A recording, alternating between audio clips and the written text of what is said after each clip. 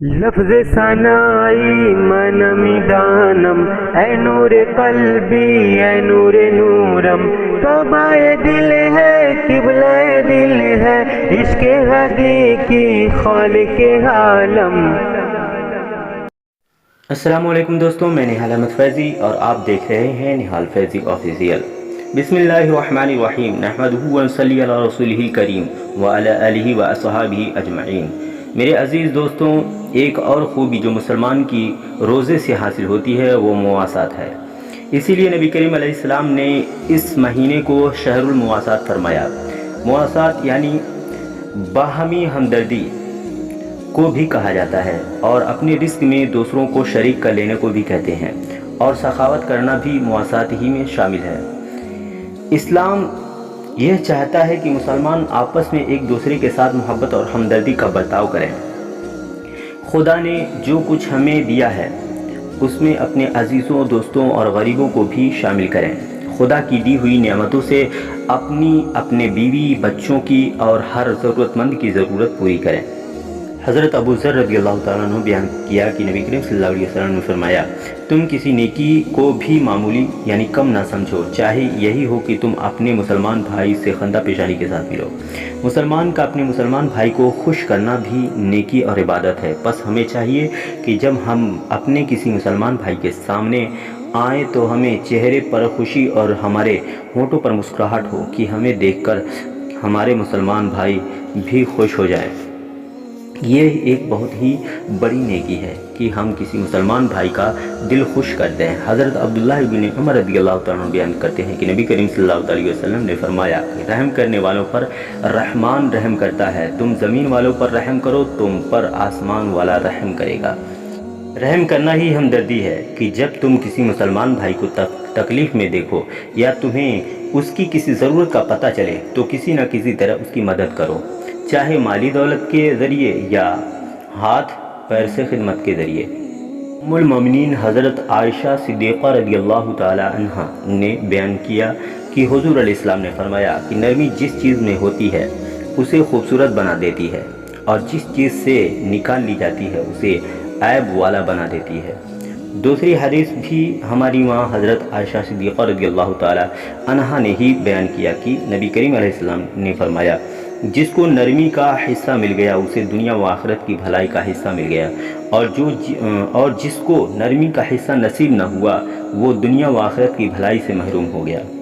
ان دونوں حدیثوں میں نرمی کا ذکر کیا گیا ہے کہ جس طرح انسان اپنے لیے نرمی اور ملائم چیز کو پسند کرتا ہے، اسی طرح خدا بھی نرم اور ملائم بندوں کو پسند کرتا ہے، اور جس مسلمان میں نرمی کی خوبی موجود ہے تو اس کو دنیا و آخرت دونوں ہی جگہ بھلائی عزت نصیب ہوگی، اور جس میں یہ خوبی نہیں تو دنیا میں لوگ اس سے نفرت کرتے اور بھاگتے ہیں، اور آخرت کی بھلائی سے بھی محروم رہے گا۔ نبی کریم علیہ السلام چاہتے ہیں کہ ہم ان کے غلام اپنے اندر غلامی پیدا کریں۔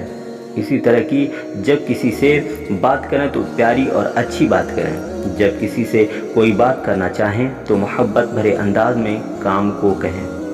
جب مسلمان اپنے بیوی، بچوں، عزیزوں، دوستوں اور ہر ایک سے نرمی کے ساتھ پیش آتا ہے، نرم بات کرتا ہے، تو ہر ایک کا دل اس کی طرف کھینچا جاتا ہے، ہر ایک اس کی عزت کرتا ہے اور اس سے محبت کرتا ہے، اس کا ہر حکم ماننے اور اس کی ہر ضرورت پر کام کرنے کے لیے تیار رہتا ہے۔ اور جس مسلمان میں سختی ہوتی ہے کہ وہ ہر ایک سے برا چہرہ بنا کر سخت انداز میں بات کرتا ہے تو لوگ اس سے نفرت کرنے لگتے ہیں، یہاں تک کہ اس کے بیوی بچے تک اس کو پسند نہیں کرتے۔ بس مسلمان کو نرم زبان والا، نرم عادت والا بننا چاہیے کہ وہ خود بھی دوسروں سے محبت کرے اور دوسرے بھی اس سے محبت کریں۔ حضرت ابو ہریرہ رضی اللہ تعالی عنہ بیان کرتے ہیں کہ حضور علیہ السلام نے فرمایا، بے شک اللہ تعالیٰ قیامت کے دن فرمائے گا، آپس میں دوستی رکھنے والے کہاں ہیں؟ مجھے اپنی عظمت کی قسم، آج جب کہ میری رحمت کے سوا کوئی سایہ نہیں ہے، میں انہیں اپنی رحمت کے سائے میں رکھوں گا۔ ان مسلمانوں کا ذکر ہے جو ایک دوسرے سے نرمی اور محبت کے ساتھ ملتے ہیں اور آپس میں دوست بن جاتے ہیں، محبت کرنے لگتے ہیں۔ خدا بھی ان سے محبت کرتا ہے اور قیامت کے دن انہیں خدا کی رحمت کا سایہ نصیب ہوگا۔ پس اگر ہم دنیا کی عزت اور آخرت کی نجات چاہتے ہیں تو ہمیں اپنے دلوں کو نفرت، کینہ اور حسد وغیرہ کی بیماری سے صاف کر کے مسلمانوں سے محبت کرنا چاہیے۔ آپس میں پیار سے دوستوں کی طرح رہنا چاہیے۔ حضرت ابو ہریرہ رضی اللہ تعالیٰ عنہ نے بیان کیا کہ نبی کریم علیہ السلام نے فرمایا، اللہ تعالیٰ فرماتا ہے، اے بندے تو لوگوں پر خرچ کر، میں تجھ پر خرچ کروں گا۔ حضرت عدی بن حاتم رضی اللہ تعالیٰ عنہ بیان کرتے ہیں کہ نبی کریم صلی اللہ علیہ وسلم نے فرمایا، آگ سے بچو چاہے کھجور کا ایک ٹکڑا ہی خرچ کر کے۔ نبی کریم علیہ السلام ہمیں تعلیم دے رہے ہیں کہ مسلمان کو اپنی دولت اور خدا کی دی ہوئی نعمتوں کو صرف اپنا ہی نہ جاننا چاہیے، بلکہ اسے یہ سمجھنا چاہیے کہ خدا نے اسے جو کچھ دیا ہے اس میں دوسرے کا حصہ بھی ہے، بیوی بچوں کا حصہ، رشتہ داروں کا حصہ، غریبوں ضرورت مندوں کا حصہ، مردوں کا حصہ، دین کی خدمت کا حصہ۔ پس مسلمان کو چاہیے کہ وہ سب کے حصے ادا کرے۔ جتنا زیادہ خرچ کرے گا اتنی ہی برکت ہوگی۔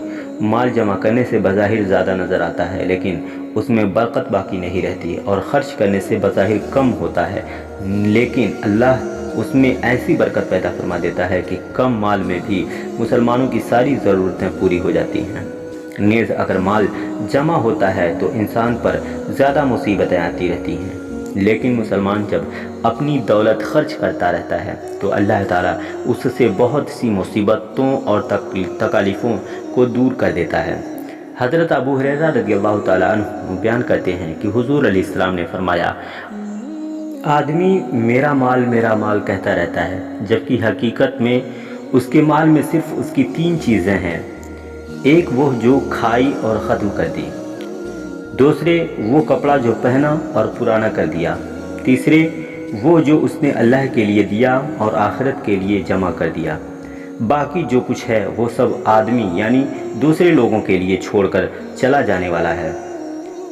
بہرحال مواسات مسلمانوں کی ایک ایسی خوبی ہے جس کے ذریعے اپنی دنیا کو بھی بہتر بناتے ہیں اور آخرت میں بھی اجر و ثواب پاتے ہیں۔ رمضان کا مہینہ اور اس کے روزے خصوصی طور پر مسلمانوں کے اندر مواسات کا جذبہ پیدا کرتے ہیں۔ یہی وجہ ہے کہ عام طور پر اس مہینے میں مسلمان آپس میں میل و محبت کو ظاہر کرتے ہیں۔